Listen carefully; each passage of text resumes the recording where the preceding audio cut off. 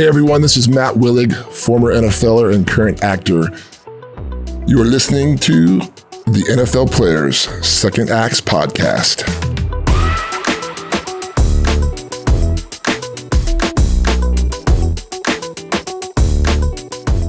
Welcome to the NFL Players Second Acts Podcast. I'm Peanut Tillman, and this is my deacon, as always, my guy, Roman Harper. Why are you smiling? Because I just love your enthusiasm.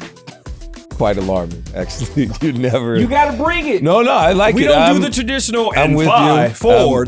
I just go right into it. I'm excited because this is a good version of Peanut today. So our guest is going to get a good show today. All right, before we get to our guest, though, I want to thank all of our listeners, our followers that always tune in and pick us up. And remember, you can always listen to us wherever you get your podcast at, whether it's Apple Podcasts or the iHeart Radio app.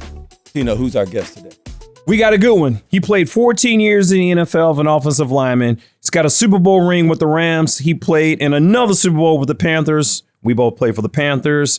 You've seen him on TV shows, shows like The Young Rock, and movies like We Were the Millers. Please welcome our guest, Matt Willig. Yay! Guys, thank you, man. And he is not only that, but he is the big man in Hollywood. Like, literally. He's not a big man. He's the big man. I'm one of them at least. It's like 6'9", 6'10". Only on TV. Only 6'12". on TV. You're Guys, huge. let me say, man, real quick, it's a privilege to be here. I've been listening to this show, and it rocks, and it's really an honor to be here. So thanks for having me. Man, thanks you. For busting us. I didn't realize, I was telling you outside, you don't realize who you see or who you know on TV. Right, and then all of a sudden, you start looking like, oh, dude, this guy, not only he's a huge person, but he has the body of a football player, but he was a football player. And then, like I was telling you earlier, my wife has watched you in Agents of S.H.I.E.L.D. Yeah. I told her she was addicted to this movie, this show. And so it's been really cool to kind of like do a really big dive into your career and how your life and all the avenues it's taken you and what your acting career is like, what it's been like. Tell me one thing you're working on like right now. It. Well, first of all, let me just say my acting career sort of emulates my NFL career, People didn't know I played for so long. People don't know I've been an actor for so long, but I kind of just go along and I kind of grind my way through. But yeah, man, I was an undrafted free agent, Yeah. Was not supposed to make it in the NFL. Only reason I got in because I had a friend who was working at USC and who had some connections with the Jets. Mm-hmm. And they said, hey, this guy has nothing else to work hard for you. And that's sort of my deal. And that's how my career started. Well, you also said you were a DN at first. Yeah. And then you switched over to offensive line. You put on 30, 40 pounds. That's a crazy story, too. You got a coach coming to me one day after, we're in two-a-days. Yeah. I'm getting abused as when a 6'7". When it was real two-a-days? Oh, when it was the old school. What year is this? 98? 6 weeks in a row. 6 weeks of 2 days. Oof. Brutal. Coach came to me one day and said, hey, we want to work out some drills with you. And 2 days later, I had the head coach say, hey, we're going to send you home. We're going to bring you back as an offensive lineman on the practice squad and see how it goes. 14 years, not bad. That's awesome. All right. I want to talk to you about your closeness to winning a Super Bowl before you actually won the Super Bowl. Okay. All right. So, and we had to look this up a little bit. So in 1997, you played for the Falcons. Yes. And you actually lost to the Packers and they went to the Super Bowl. Correct. All right. Then 1998, the following year, you're with the Packers and then they lost to the Falcons to go to the Super Bowl when they're doing the shuffle. We actually lost to the 49ers. Oh, yeah, okay. 49ers end up playing the Falcons. Falcons end up going to the Super Bowl. Yes. So, yeah. I was rooting against you because I Let was me a tell you 49ers something. fan. Not too many people know that. So that's pretty right, good so by you guys. We're connecting the dots here. Then in 99, you actually won the Super Bowl. Right. So you were close all these years. Yeah. You finally win it. Then you're around a little bit, and all of a sudden you get there again with the Panthers in 2003. Yeah. I was in my college dorm, actually my college apartment at the time. We had a little bit more money than you guys did. Yeah, I was actually in the league. Yeah. Oh, yeah. Well, Young whatever. guy. Wait a minute. You're older than him?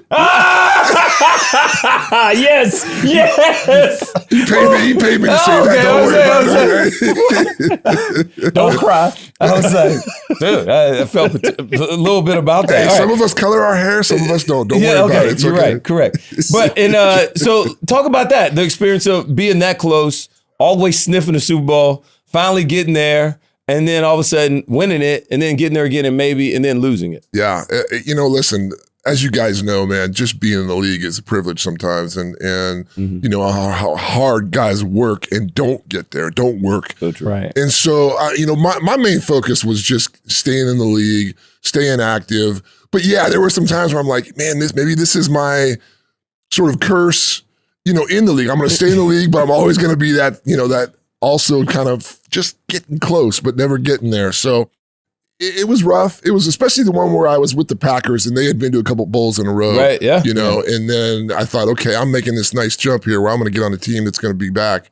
And then we lose. And then the Falcons, who we saw building kind of progress going on, but I didn't think they were going to get there that fast. Nowhere. And then the Dirty Birds freaking go all the way. Came out of nowhere. Yeah, but listen, man, it's win or lose. To me, the Super Bowl wasn't the ultimate.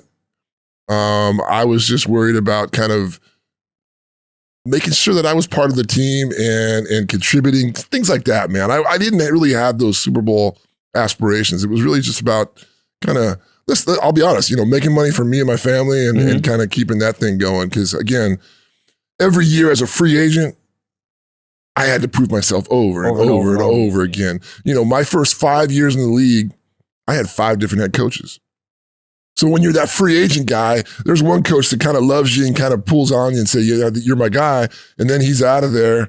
And next thing you know, you got another coach who doesn't know you. He don't know you. And he wants the first rounder. He wants the guy who's touted. So that was kind of my thing. So, I was just trying to stay afloat. I got to be honest though. I've never heard anybody say that played in the NFL that the Super Bowl was never like the ultimate. Yeah. That's the first. Yeah. That's why I was like, really? I've never heard anybody say that. That's what makes me stupid. Or unique. I like that way. Yeah, let's the kind of guy that can go and choose the NFL career and then choose an acting career after that.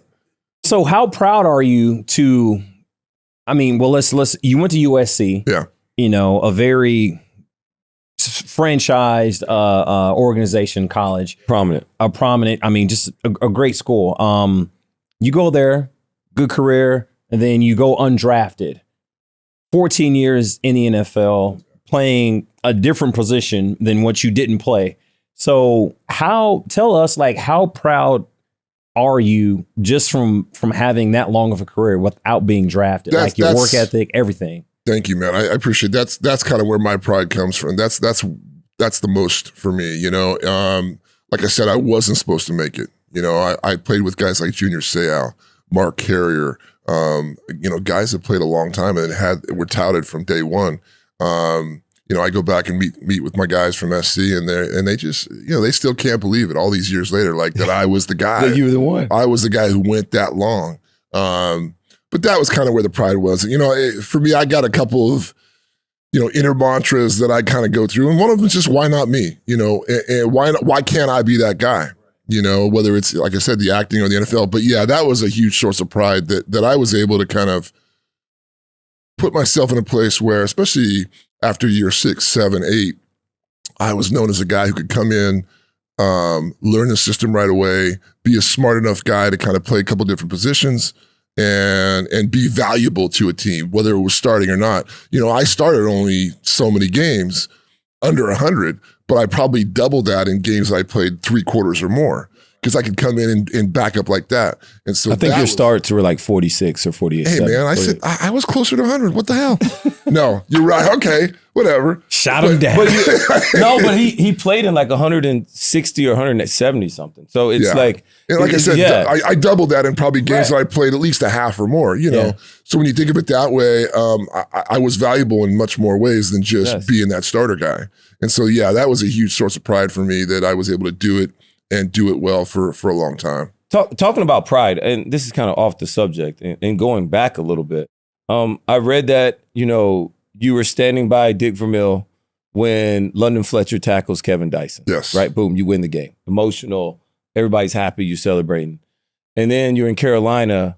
I'd like to know maybe where were you standing when all of a sudden Tom Brady drives him all the way down? And now looking back on it, Tom Brady, when he did that then, was not Tom Brady that we know and sit here and I'm looking at right here today. does it give you any type of emotion knowing that Tom Brady has become who he's become? And like maybe you're like, you know what, we were just in the way and we had no idea. Well, it was the beginning of his legacy, it really was. And that was a heartbreaking loss, man. Because I tell you what, as you guys know, the further you get and when you have those kind of teams that get to the Super Bowl and teams that do well, no matter what, you have this camaraderie and this sort of closeness with the team that you reach. And that year came out of nowhere. First game, Rodney Peete gets hurt, who's our starter.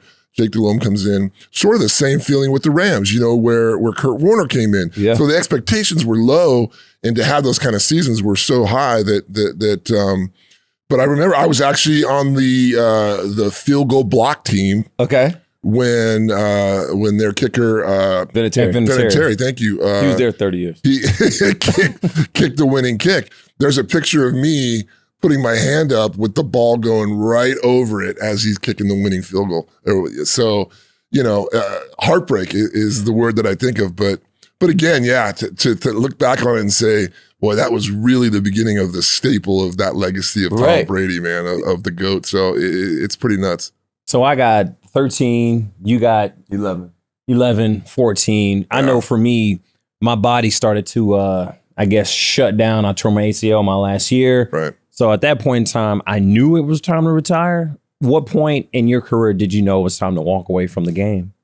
I had some knee injuries that were not major, but they were adding up. I was bone on both of them and things where I just couldn't, as an O-lineman, if you can't bend your knees and get low, especially when you're 6'8", yeah, it makes it a little difficult. There's a problem. So I think it was sort of the last year when I was spending so much time in the training room, and you guys know how that goes. Yeah. At the end, you're just spending so much effort just trying to get out to practice sometimes. And I don't know about you guys, but even year 15, I was thinking, man, I hope someone calls. Right? Yeah, I wasn't sure what my status would be, but I would say right around year 12, I was kind of I doing nothing, just doing a simple little drill, sort of blew my meniscus and tore it, and so that was when I kind of started to really kind of wonder how many more years I got left. But and you still squeaked out another two. And I still squeaked out another two. And I'm feeling it. And I'm feeling it today. You don't look like it. You walked in great. I know. You're looking good. You ever cross your leg? A lot of people can't do that. Can't even do that. A lot of people can't do that. I know. Well, flexibility was a big thing for me too. Clearly. So tell me this though. You were doing some TV and early, interviewing and or like analyst work when you were playing. Yeah. I started out, I hate to interrupt you, but no, it's fine. I just want to know, was that always part of the plan? Did you know you were going to be doing it? It was not. Because it led you to acting eventually. It did, yeah. But I'll start with when I ended my career, I was thinking, football analyst, football guy, or let's try the acting. But before that even started, I was hosting radio and TV shows. Right. We all know we get those. Back then it was radio, you do radio shows like with the lineman kind of thing, Matt Willig with the O-line kind of stuff. And I started doing that, then started hosting and being part of the 49ers weekly stuff, things like that, where I just got comfortable being in front of the camera and had a little bit of a personality. You do have a good personality. You do have a good personality. Thank you, brother. I appreciate that. You do. Man. But that's how it started. And then, had a friend who had an agent in the business who dealt with a lot of ex-athletes.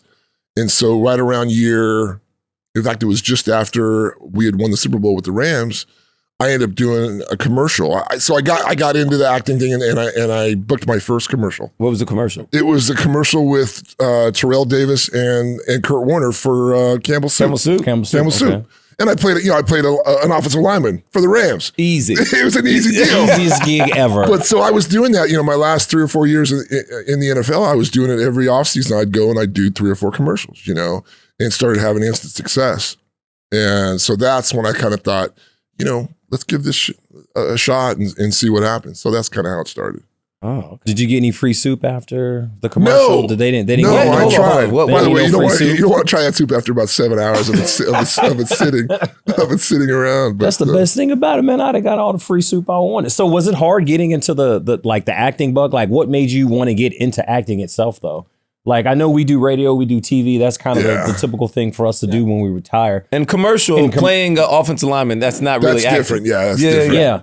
Like, I'm curious to like, how did you get into like that? What was that first big role like for you to get into character, makeup, crying, not crying, emotional? I'm the fifth of 6 boys, and I was always looking for attention. That's kind of where it starts. Okay. You know, when you're this big, you take on that personality of kind of being the jokester guy. And I was that guy. I was that guy in the NFL. I was the guy who kept things loose, kind of always had that sort of goofy personality. And that's kind of how it started. I got with an acting coach and worked for first couple of years just to see where I was at. Yeah. And Stuart Robinson, I'll never forget him. He dealt with a lot of ex-athletes. And he told me right away, he's like, man, he goes, you've got something. You got it. You have a kind of a fearless attitude about things where you have these instincts. And a lot of times instincts will carry you for a while, you know what I mean? If you just kind of think you know what you're talking about, you can fake it till you make it. Yeah. And I did that for a while. I'm telling you. And I was lucky enough to have some good roles and get some good things where they fit. Now, again, being my height, man, there's only certain roles that you're good for. Right. You know, I'm not going to play the leading guy. So it was a lot of bad guys. It was a lot of things that to me seemed easy. You know, it's only when you get into the heavy dialogue and things like that where you got to really show emotion where you decide whether or not, you know, you got what it takes. And again, it's little steps, man. As you guys know, you know, you take these little steps climbing that ladder to figure out how far you can go. And so I was doing that and it was working for me. So by you being so high, a man of your stature, or being 6'8", 6'9", and you can only play so many roles, is that a little discouraging? Was it called typecasting? Yeah. You know, I don't want to be the bad guy all the time. I want to be the lover, not the fighter. Specifically the bad guy for sure. You know, I like playing guys who are a little different and have some emotion. And that was cool to kind of get to a place where I was playing some of those guys. But it takes time, you know. Hollywood loves to typecast you. It's been said for years and years and years. And it's true because they like you the way you fit, you know. And it's only when you do, I was able to do a couple of independent things, you know, things that were lower budget where you can kind of get out and do your own thing, where you put that on a reel, you know, you show other people, things like that, where they finally start to go, okay, he's got some chops. It's been one of the coolest things about acting has been some of the little responses from people that I admire or respect who have said, you know, Matt's got some chops, Matt's got some acting ability. And for a guy who kind of came up the way I did, just being a ball player, that means a lot to me too. So I've done one movie in my entire life, and I did the Sharknado. May the 4th be with you. Oh man, I wish you hadn't told me that. The respect level just bounced, man. I'm telling you. Hey, I saw it. Yeah, I had like one line, and I have no desire to be an actor whatsoever, but the dude reached out and I was like, well, yeah, whatever. Absolutely. I'll do it. Didn't read the script till I got there. Like I totally was not prepared. Right. Wish I had an acting coach or whatever. But anyway, I guess my question is, what does an acting coach do? Like what could an acting coach teach you? Like what do you do? I know football drills. I do certain drills to get me my feet right, hand drill, whatever. Like what do you do as an acting coach? I'll give you a great example. Early on, because I'm sort of a handsy guy who likes to kind of talk like this sometimes, I was doing that as an actor. And he would say, plant your feet and stop moving. Be still. And that was one of the earliest lessons I learned was to be still where you are. And you don't realize how much you kind of move around and do things, especially if you're someone like me who did, until you kind of realize what you're doing and stop doing it or start doing something like that, then, you know, that's one of some of the real keys. It's the minimalization of things that you do, you know, just eye movement as opposed to shaking your head and making a face or things like that really make the difference between kind of being just a guy who does it sometimes or a guy who can kind of elevate himself into that next level of acting, which, again, man, if there's 80 levels of acting ability, I'm on, you know, the top, I'm on the first 10. You know, I got so much further to go. But again, those are some of the things that you do. It's amazing to be able to see yourself just like when we're balling, you know, you think you're doing something right. And then you watch tape or film and you go, I didn't realize I did that. Yeah. You know, and it kind of takes film sometimes to be able to see what you're doing wrong. Right. the same with acting. You know, you're able to see the little things that you can kind of change moving forward. And again, like I said, early on, man, being still and being kind of planted where you are, it was a huge thing. So, I mean, that's got to be huge for you, you know, especially with your stature, right? Like, Yeah. you can already be a little bit overbearing compared to probably your co-actors besides you. You're going to be way bigger. We don't need you flailing arms, right? It takes away from what you're actually saying. Is that where they were trying to give you that? That's one of the biggest advices for you, I'm sure. And somebody may tell me something completely different, but we all have to accept it. I really love that part of it. The other part, what I really want to know is, what's the difference between like a low budget, like independent film, and like a high budget? Project. Like be able to tell the average person, 'cause I've never been on a set.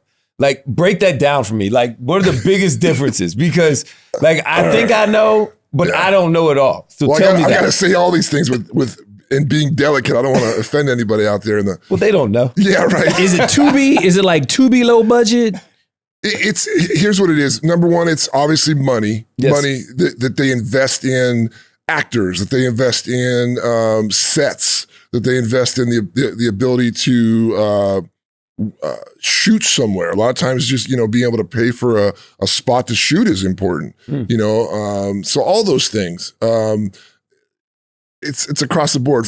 I would say number one, the level of acting is, you know, the actor that you're going to get on a higher budget, obviously is something. But again, sometimes when you get with the right crew, I did a movie called The Employer with Malcolm McDowell and a cast of about 4 or 5 people, where very low budget, but you knew right away coming in, these are high level actors that are just kind of doing, you know, and I'll say another thing is script. They like the script. Well, when you get a good script, that you know it's going to be something. A lot of times when you get in those lower budgets, the script is a little suspect and lacks a little bit, you know. But a lot of times you have the ability to play with that script a little bit. You know, you can do things to kind of to make things right, or you can see the writing's not good and things like that. It's like I said, it's hard to answer because, like I said, across the board, it's just always a little bit lower. Okay. A little lower level of everything. So I know a couple, like, I don't know how far, a few years back though, you were at a gym, was it Equinox Gym? Mm-hmm. And you're working out and you happen to run into The Rock and you guys have this brief moment conversation and you asked him for some advice because you were trying to get into the acting. Yeah. What was that advice and how has that helped you with your career thus far? It was interesting because it was very specific. I didn't, being fully aware of not overstepping your bounds with someone like that, right, you know, is kind of important. So we were working out for a couple of weeks and we'd just do some sets together, nothing big. And I had a movie coming out called Year One, which was kind of my first big movie that I had done. Michael Cera, Jack Black, yeah. And there were some instances, I wasn't invited to the New York premiere. And so it was very specific about, hey man, what do you think, what angle should I take in sort of putting myself in there, you know, and forcing myself in there. And looking back on it now, Dwayne was the perfect guy because Dwayne has forced himself into a lot of things, you know, to make himself, you know, one of the greatest that we have today. And he was very honest about things and kind of gave me that sort of advice that was, you know, push your way through, man. Don't say no. Don't let no be an answer. Don't let them tell you can't go somewhere, things like that. And so that was cool. You know, it was cool just to have that and kind of keep it light and simple. And he was very cool about it. And he ended up kind of very soon after that, kind of getting his own gym and, you know, kind of going private. And I'd see him from time to time where he would come up and give me some love and saying, yeah, and one day, man, we'll work together one day. And to kind of come full circle and have it be with Young Rock and have it be his story, and play a guy that he considered basically his uncle. You know, he used to call him Uncle Andre as a kid. So that's was kind of a neat little full circle moment. So I just want to briefly talk about your role in Young Rock when you play Andre the Giant. For those listening and watching, Andre the Giant, it was about was he 7 feet? 7 feet, He's about 7 feet tall. He weighed about 500 pounds. 450 pounds. He was, I mean, It's just funny to me massive. because every wrestler, they get taller every time they announce their name. That's right. But he was, And he was one of them. he was huge. Yeah. I mean, I remember huge. watching him as a kid, and I remember when Hulk Hogan picked him Just up. body Yeah. slam. Just It a was normal like, body I slam lost was. my everlasting Yeah. mind at like Yeah. 6 years old. And Yeah. that moment right there, Hulk Hogan, I was like, yo, he is the truth. He is the deal. Now, you don't look like you 450 pounds. No. What all did you have to do? What did your body have to do to become that player? And I like the hair too. You had like the little curls. Those, Yes, you know. yes. My wigs were it wasn't even my hair. So that's the transformation I needed to make. You know, when I booked it, it was funny because they never even said to me, hey, we want you to gain weight, or we want you to kind of get into that sort of mode that would look like Andre. They booked me at, you know, basically kind of what I weigh now, maybe even a little less. I'm about 300. I'm like 295. And I was probably a little bit less. But so I took it upon myself to gain 30 pounds for the first year. And, you know, it was just about being soft and having that Andre look. After that, it was, you know, it's facial mannerisms. It's things like that you got to really look at. I studied everything that he did. And then once you put that wig and the different outfits on, it sort of transforms you. But yeah, the weight was the biggest thing because I really wanted to feel that. And, you know, when you're on camera, everything adds. And so being 330 pounds, 6'8", Yeah. it transforms into 7 foot, 450, you know, really. Yeah. So yeah, it was a grueling grind to kind of keep that weight on, where everybody else was, all the other wrestlers were losing weight and trying to look as good as they could. You know, getting them abs going, I was like, hey, let's go and have some lunch. You know, let's go eat another burger. And so that was kind of funny. But I took it really seriously, you know, because I didn't want to, this guy is iconic. Yeah. Yeah, he Andre was. is iconic. Even if you don't know wrestling, you know Princess Bride, the movie he did. And so there was a great responsibility, honestly, to kind of do it right, kind of have a lot of respect for it. Mm-hmm. You know, even though it's a show where they're going to dramatize things and kind of make some stuff up, and to make it a show, it was really important kind of for me to make it believable, respectful, you know, and make it so that people who knew Andre back in the day, that was one of the biggest things that I had, such sources of pride, you know, as the show was going on, was people were coming to me who knew Andre and saying, man, kind of uncanny, you know, some of the things that you're doing remind me of Andre, and so a lot of respect for that. So I got one question for you. Before we move on to the next one is, all right, so when you're saying you're watching film on Andre the Giant, like how much film do you watch? I know when we say watch film, we watch like football. right. But like how much film do you really watch? I watched every interview Andre did at least 20, 25 times. Mm. And there wasn't that many. There were different points in his life where he spoke less good English. Yeah, right. You know, then he started to learn a little more. Then he became even heavier when he was older, and he kind of had the you and the more. My biggest thing was I would. Oh, you almost did it. I know. I know. And I said the tongue. Give the people what they want. You deaden the tongue. You know, you make the tongue as big as you can so that you talk with everything is kind of. So that's kind of where I started that. And it was, that was kind of where it started.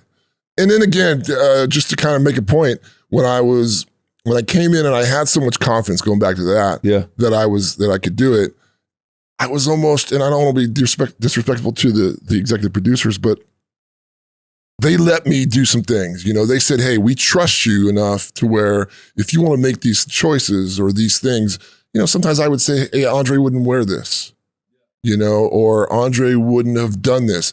The first season, you go back to that WrestleMania 3 incident with Hulk Hogan. They wanted me to wear that black singlet, which he's very famous for, but he never wore it early on. He only wore it kind of at a certain point in his career. They wanted me to wear it the first season, and I kind of said, hey, Andre wouldn't have worn this. This was before the time. And they respected me enough to say, okay, we get it. You know, and they would change it up. Little things like that kind of along the way allowed me to kind of have some real good say over the character, which was really cool. And you wouldn't know that unless you watched and studied the film. Yeah. That's so important. Yeah. Great job right there. Put in the work. My other thing is, how does that make you feel? Do you feel like closer to The Rock? Because it's really like a part of his story, a part of his life. Do you feel closer in that way, knowing that he was kind of that person that kind of gave you confidence in this lane, right? Yeah. Like, because we all got to have somebody believe in us or tell us at some point, man, like, you can do this. It's okay to believe that it's okay. And how does that maybe emotionally take you in a place, or have you ever just wrapped your head around all of that? You know, I have, and it's a trip because I look back on even the first day that I auditioned for Andre the Giant for it, and knowing that it was Dwayne's story, and knowing that it was, you know, that he was going to be looking at that and seeing my audition and stuff, and there was a sense of kind of calmness about it. There was a sense of, he knows me, he's going to know more about me. Yeah. And I kind of had that little confidence about, yeah, let's do this. I ended up talking to the executive producer, the showrunner of the show, Nanachka Khan, and she was there for my audition. And she told me later on, you know, when I walked in with this confidence, they almost knew instantly that I was, now, don't get me wrong, I needed to fit the bill physically. Right. That's probably the first box. And I came in speaking French, which threw them for a loop. They actually asked me if I knew French fluently. But yeah, there was no, I used that sort of that, you know, looking back on that same feeling that he gave me, I used that on my audition and knew instantly. And sure enough, they told me later on that they knew right away that I was going to be their Andre. Number one, French is a beautiful language. How do you know French? You can't just drop that. Yeah. It's just like, I don't know. You can't just drop that. I don't know French. I was able to learn a couple of lines in the dialogue that they had and speak it in a way. That's another thing that I sort of have the ability to do is I have the ability to give accents. I can learn them pretty quickly, and I've been able to play some characters Russian or kind of an Eastern European, or in this case, having a French accent. And don't get me wrong, I got with a French dialect coach and she helped me later on, but I was able to fake it just enough in that audition and do it well, where they was like, damn, you can speak French too? I'm like, I will. I will when I need to, you know, so yeah. Do you think you mimic how you hear it? Because Trevor Noah, he's real big into traveling and learning other languages. Right. And he goes, the biggest difference with learning languages, why it's easier for kids to learn language, because kids, they don't mind making a fool of themselves because they can just mimic it. So right.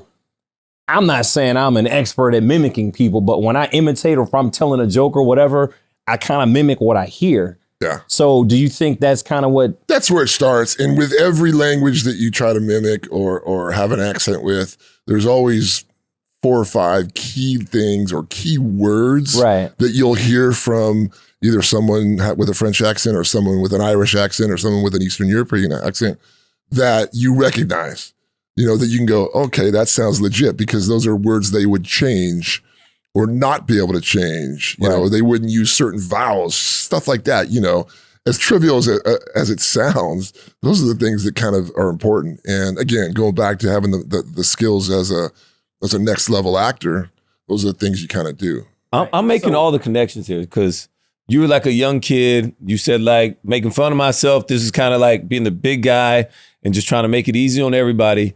Peanut's like, no, that's how you actually learn how to make and actually sound like other languages as well. That's just, you know, you're putting all these things together. You gotta put yourself out there. You gotta be able to put yourself out there. Look, you can look at every comedian and they have the ability to do that and speak in 17 different, you know, sort of characters or whatever. It's that same mentality. It's that same kind of, again, I said I was the 5th of 6 boys. You know, you're always looking for attention. Yeah. And so it's those kind of things that I've always sort of used and had at my disposal to kind of, you know, use to lighten situations or whatever, you know, kind of make myself in a relationship with somebody. I want to ask you about what it was like when you were playing the role in the movie Concussion. It was were you ever? It was a very deep dive, and I was actually nervous as a football player to watch the movie. I just tried to stay away from it.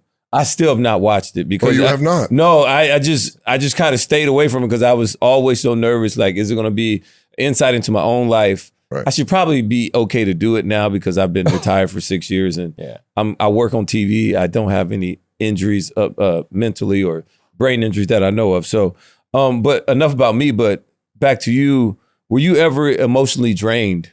How did this movie affect you internally, emotionally, mentally, spiritually, playing the role that you had to play?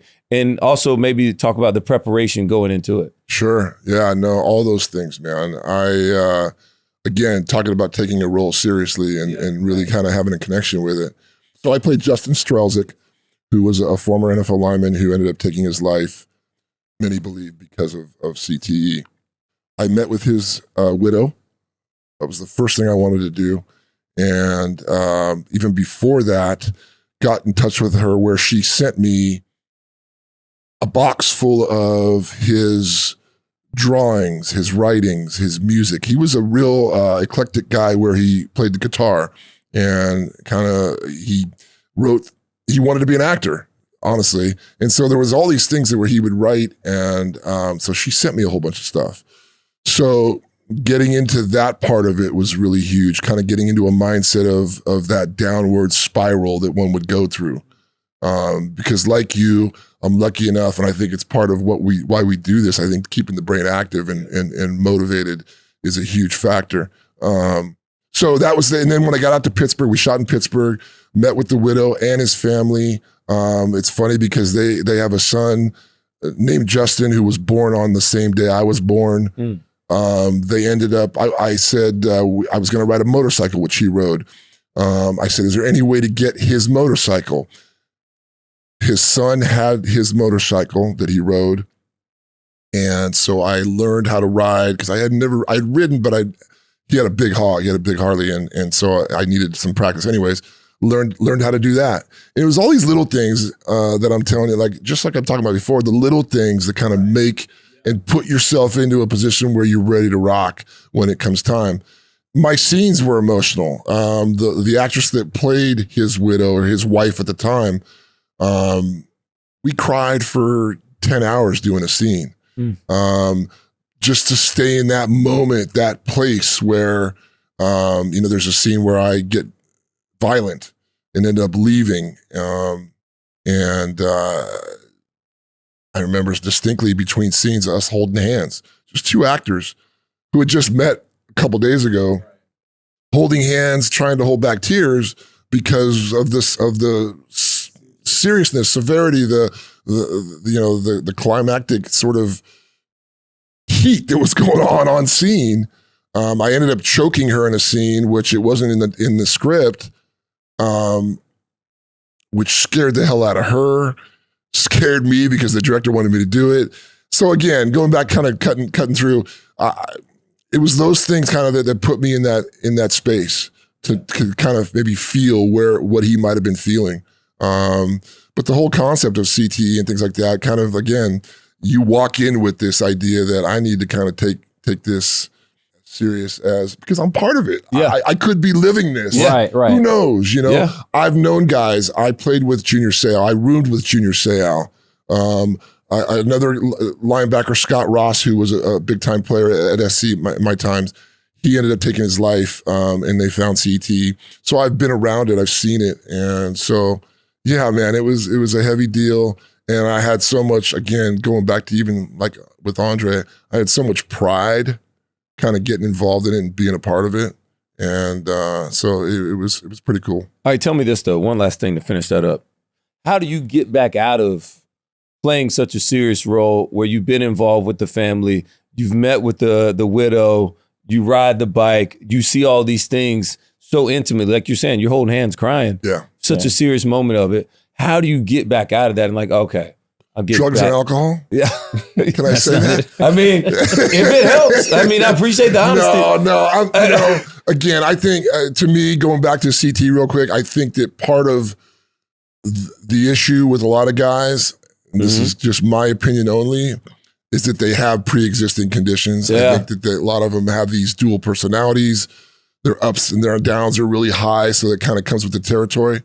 I've always been one who has always sort of looked at things from the comical side of things. Mm-hmm. So I kind of, that for me is a great way to pull back, Right. is to have some comedy with things and kind of keep things light. And again, I was there for maybe a couple of weeks while I was shooting, and then sort of taking yourself out of that situation. I had a huge beard that was Justin's, that I grew, shaved that off. You just changed the whole personas. So there's all sorts of things like that I would do that would put me back into the Matt Willig mode, or you go home and slapping some kids around. I'm joking, of course, but being a parent, will take you out of that, and all sorts of things like that to kind of put you back where you need to be. Okay, good. So we're going to flip it. We're going to get into a couple of fun questions now. Me, cool. I'm a big movie guy. I love movies, seen a ton of movies. I probably go to a movie by myself. I go all the time. I'm the same guy. So We're the Millers. Yes. Hilarious. I probably watched it a month ago, and just by chance now we meet you and we're doing this show. There's a... Remember his daughter's in here. No, This is a very good... You can watch this. Your kids can watch this. I've seen the movie. I know exactly where you're going with this. I know who he played. So there's a strip tease scene in that part when you guys are in that warehouse or whatever, and they get called the cartel and all that. So was she supposed to strip tease with you, or did they cut that out? I've 20 minutes before shooting the scene is what I was told. 20 minutes of what I've read, 20 minutes before the scene, Jennifer Aniston canceled.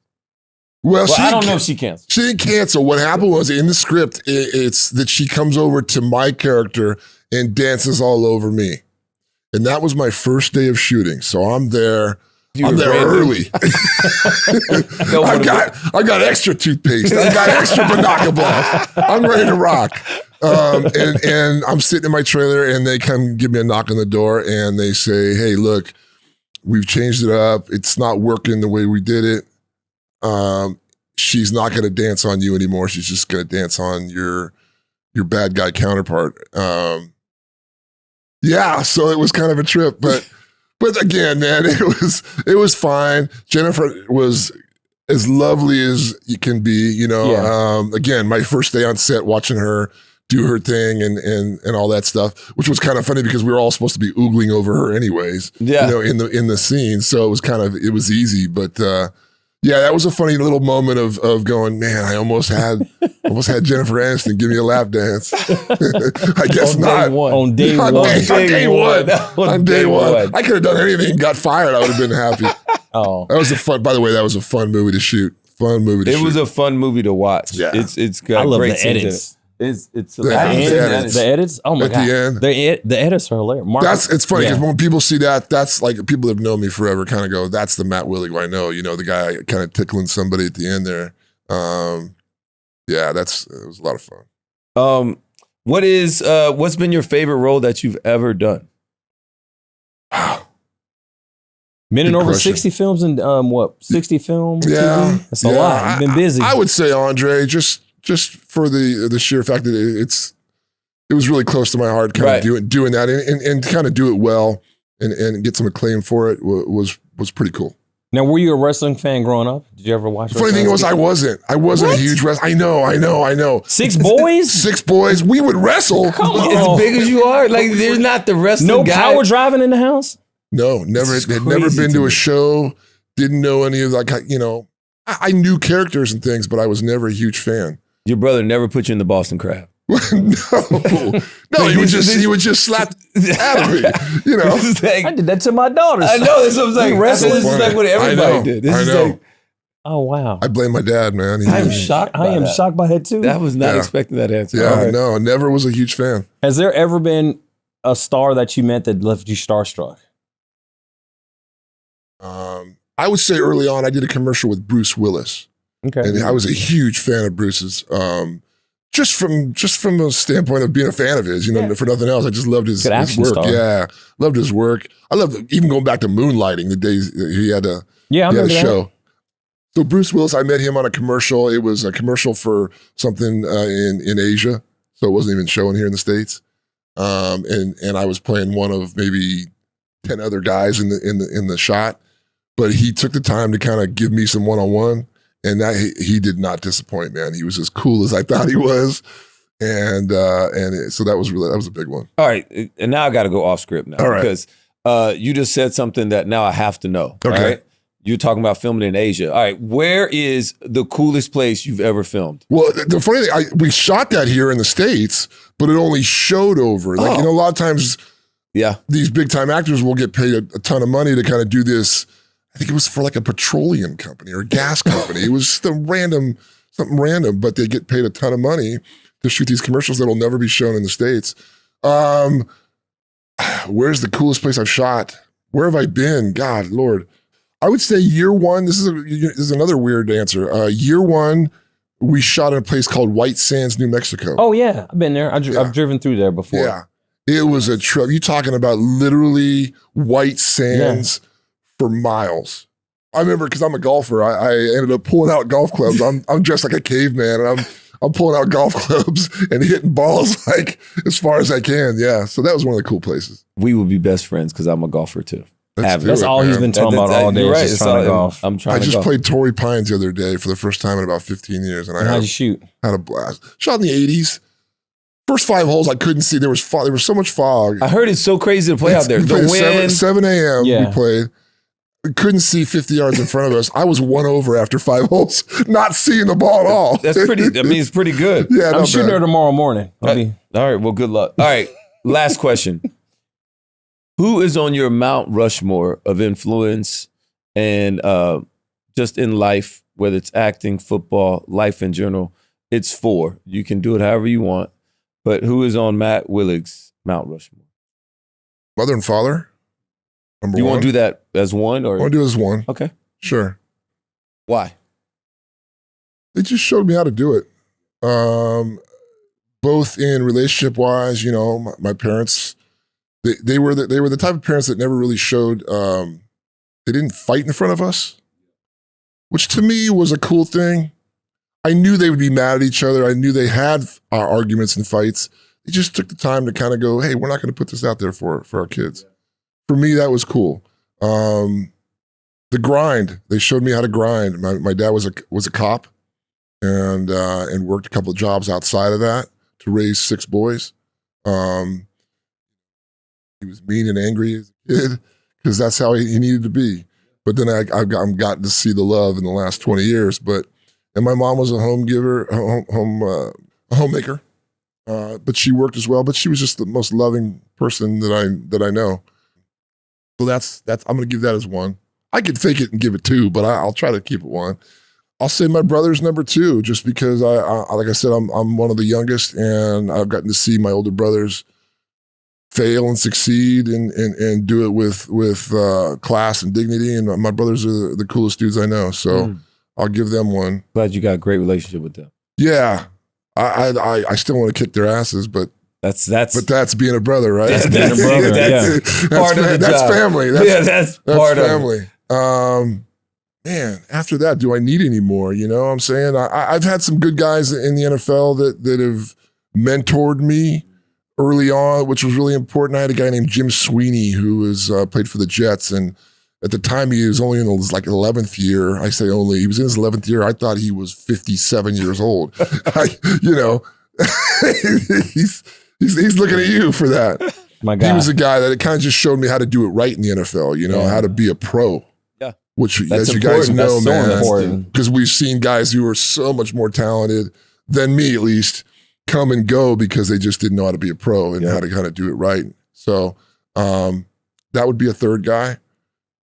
I'm a practicing Christian Catholic. I gotta say God. Love it. I'm not always perfect by far, but when I'm in trouble and when I need some guidance, I kind of get spiritual and I think of that. I love it. And again, I'm not trying to be cheesy. I'm really not, because I'm kind of a do-it-yourself guy. But I'll say my kids last, man. My 2 daughters have shown me how to be, number 1, a good dad, because you have to be. Mm-hmm. And even though I screw up and do things wrong, they've kind of. They keep me in check, as kids will do. Yeah, she's over there. I had to give her some love. She came with me today. Hey, cool points. Yeah, but it's true. Her and I we're good. We're best friends. I'll say that. We're best friends. I love and it. So, I love it. Yeah, man, it's family for me. I'm not always, like I said, I'm not always the best family guy, but when it comes down to it, I think it's the most important thing. So, it's awesome. Yeah. Well, Matt, man, appreciate it, man. I think you're off the hot seat, dude. You are off the hot seat. Guys, I hope I wasn't too boring. I hope it was just. No, you were awesome, good. dude. You're awesome. Again, you man, have great personality. You have an brother. infectious smile. Thank you. You're a big, gentle giant. Huge, gentle That's giant. the way it should be. Yeah. I mean, even not in as your seat right intimidating. here, people. I don't even think people are going to get an understand Yeah, how big you are. I gotta sit Wait up till, a little wait till bit. you stand up. You tower That's why I over wore both this of shirt. us. But I blend in a little bit. Got but the no, swag, the hat, the shirt. No, man, this is great. Thank you guys. I appreciate you Thank guys No, having man, me. appreciate it, man. Thank you so much, man. And I don't know if you want to say something to get us out of here. You're kind of a professional at this. You want to tell everybody bye, and then Is it sign scripted? off. I gotta see There a is no script. side. There's no script. No, again, man. If you're listening, keep listening. These guys are doing it right. Like I said, I've been listening, and you guys have such a great balance with everybody you talk to, which is really cool. I'm jealous, actually, man. If I could, let me just say this: if one of you is not available to do a show or two, give me a ring. Maybe I can step in. I can be the white substitute. No doubt. We gotta have one. We gotta have one. I appreciate it. Yeah, I that's love what I that. gotta talk to Mr. Thomas right there. I loved yeah. all my white substitutes in Yeah. elementary Yeah. school, so we're good. All right, we're good. Appreciate you guys. No, man, thanks, Matt, man. Hey, look, thank you for all our followers and listeners as always, man. And like we always say, man, give us a rating, a review, 5-star review. Tell a friend to tell a friend to what? Tell a friend. There it is. And, anywhere you get podcasts, whether it's Apple Podcast or iHeart Radio Podcast, please tell a friend and check us out. Appreciate Subscribe. it, man. Be good. I'm Peanut. I'm Roman. That's Rome. That's Matt. That's Matt. NFL Player Psych Nights Podcast. We in LA, and that's it. We out.